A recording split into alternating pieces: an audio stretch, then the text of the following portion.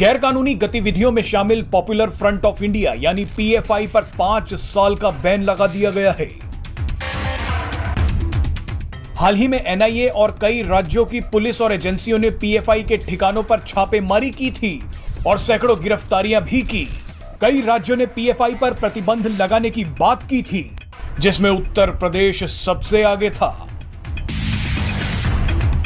उत्तर प्रदेश में पीएफआई की गतिविधियों को अगर ध्यान से देखें तो आपको पता चलेगा कि हाल ही के दिनों में लगभग हर बड़े कारनामे में पीएफआई का हाथ था।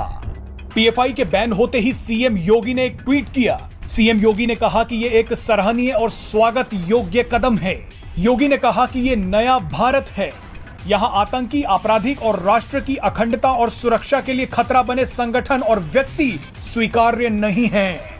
आपको याद दिला दें कि उत्तर प्रदेश के हाथरस कांड के बाद मचे बवाल में पीएफआई के हाथ होने की सूचना मिली थी। इसके अलावा हिजाब कांड हो या फिर ज्ञानवापी मस्जिद मामले में कोर्ट का फैसला, पीएफआई ने इन मामलों को भड़काने की कोशिश की। नूपुर शर्मा विवाद के बाद जुम्मे पर यूपी में भड़की हिंसा मामले में भी पीएफआई का कनेक्शन सामने आया था। सीएए प्रोटेस्ट और किसान आंदोलन के समय भी पीएफआई ने यूपी में जमकर उत्पात मचाया। यूपी में पीएफआई की जड़ें काफी गहरी हैं। यूपी सरकार ने 2019 में ही पीएफआई पर प्रतिबंध लगाने की सिफारिश कर दी थी। अब इन सभी के बीच सीएम योगी का एक बयान फिर जिंदा हो गया है।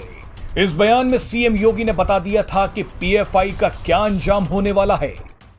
जो लोग कल तक सीमी के आह्वान पर, पीएफआई के आह्वान पर जगह जगह आगजनी की घटनाओं को अंजाम दे रहे थे, आज उनको लगने लग गया कि अब अवैध रूप से बनाई गई प्रॉपर्टी जब्त हो गई, तो वे लोग तो दुम दबा करके बैठ गए।